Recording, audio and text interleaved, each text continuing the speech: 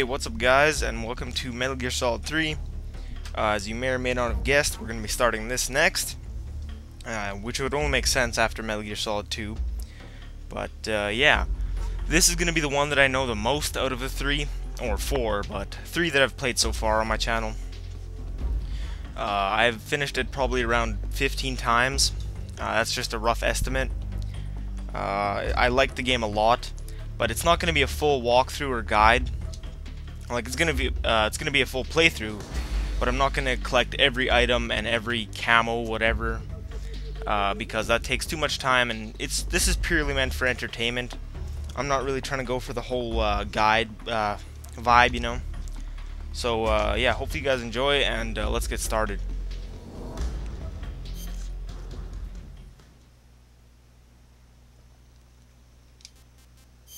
I was told if I like Metal Gear Solid 3, I get more camos. I already can't even speak. I already figured that one out because I did a quick playthrough last week, or at least before the comment was posted, but it was still a helpful comment. So yeah, select that. We're gonna do it on normal. And don't blame me if the cutscene. Actually, do blame me, but don't get too upset. After the end of World War II, the world was split into two, East and West. This marked the beginning of the era called the Cold War. Blame me if you see, like, if it cuts out, because this cutscene, for some reason, I don't know what it is, but it's messing with my recording device, and it stops recording, and I don't know why. I really don't. Right when Snake throws his cigar away, and I don't understand why. I really don't.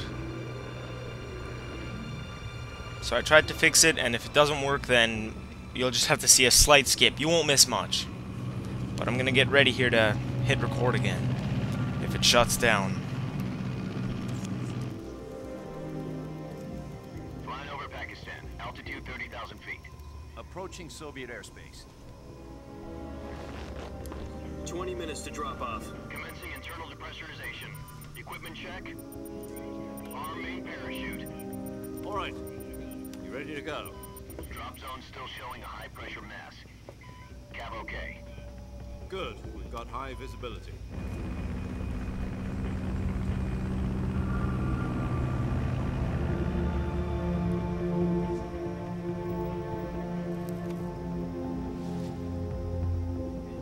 Put out that cigar. Connecting oxygen hose to interior connector. Put on your mask. Yeah, there you have it. It stopped recording. Sorry for that little cut. It's probably going to happen one more time. I don't know why. I really don't. Approaching release point. 10 minutes to drop off. Hey, are you deaf? He said put out the cigar and put on your mask. I really hope this doesn't happen too often. Again!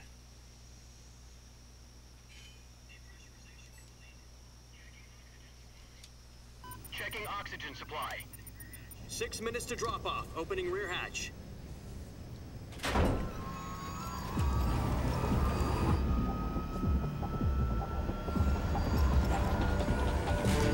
Sunrise.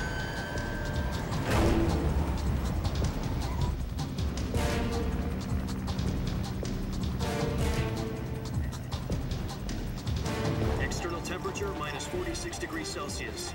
2 minutes to drop off. Stand up. You'll be falling at 130 miles per hour. Try not to get frostbite from the wind chill. 1 minute to drop off. Move to the rear. Activate bailout model. This is one for the history books. The world's first halo jump. 10 seconds to drop off. Stand by. Status okay. All green. Prepare for drop off. Countdown. 5, 4, 3, 2, 1. Spread your wings And fly. God be with you.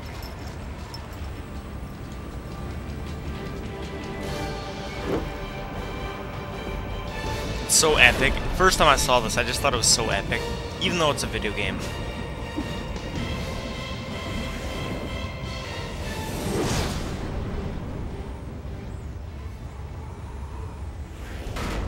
So it hasn't cut out again, my recording device. Jack, I've got some important news. The head of the CIA has finally given us the green light for the virtuous mission. Virtual? I don't like talking over cutscenes, but I just gotta quickly say, because this is gonna be a while. It's not gonna cut out again, hopefully, and if it does, I really, really do apologize. Sounds like some kind of initiation ritual. You know, don't get cocky. This isn't a training op. Right. So what exactly is this wonderful mission? Well, about 2 years ago, a certain Soviet scientist requested asylum in the West through one of our moles. His name is Nikolai Stepanovich Sokolov. He's head of the OKB-754 Design Bureau, one of the Soviets' top-secret weapon research facilities, and the East's foremost expert on weapons development. Sokolov? Isn't he that famous rocket scientist? The very same. On April the 12th, 1961, the Soviets achieved the first manned spaceflight in history. The Earth was blue, but there was no God.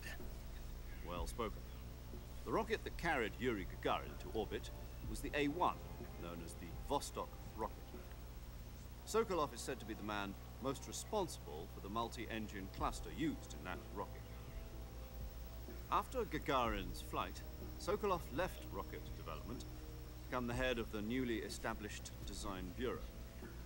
From a lowly technician to head of a design bureau, that's quite a success story, so why do you want to defect? It seems he'd become afraid of his own creations. Afraid? Call it a crisis of conscience. And for that, he left his country and his family behind and went over the fence? Not exactly. One of his conditions was that his family was also to be taken safely to the West. He used a mole to get the family out first, and succeeded in sneaking Sokolov over the Berlin Wall shortly afterwards. I was the one who conducted the operation. The security on the eastern side was still full of holes back then. Then what? We got Sokolov over in one piece, but the whole ordeal had left him exhausted, and we checked him into a hospital in West Berlin. It took him 2 weeks and more than 600 miles to get from the research facility in the Soviet Union to Berlin. He was in no condition to say anything coherent. And it was only a week later that we had something much bigger on our hands. The Cuban Missile Crisis. October the 16th, 1962, President Kennedy received word that the Soviets were in the process of deploying intermediate-range ballistic missiles in Cuba.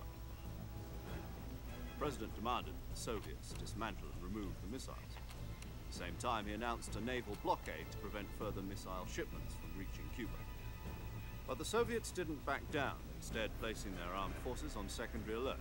Soviet transport ships carrying missiles continued on course towards Cuba. US and Soviet forces went on alert for an all-out nuclear war. Frantic negotiations were conducted through the UN's Emergency Security Council and unofficial channels to end the hair-trigger standoff. Finally, on October the 28th, the Soviet Union agreed to remove its missiles from Cuba. And so the world avoided a nuclear holocaust. I really hope this doesn't give me any sort of copyright issues. It's got a lot of footage from outside of video game. No. The Jupiter IRBMs deployed in Turkey were obsolete, and we were going to get rid of them anyway. They had no strategic value whatsoever to either the US or the Russians. The Turkey deal was a ruse, a cover story that was fed to the other intelligence agencies around the world. So what did the Russians really want? Sokolov. They wanted us to return Sokolov. You mean the Soviets pulled out of Cuba just to get their hands on Sokolov? That's right. What the hell was he working on? At the time, we had no idea. We were running out of time. It was either give up Sokolov or risk full-scale nuclear war. In the end, we had no choice. President Kennedy gave in to Khrushchev's demand. The next day, I got Sokolov out of the hospital, handed him over to agents on the eastern side. Sokolov kept on screaming, "Save me," until he disappeared from my sight. Then a month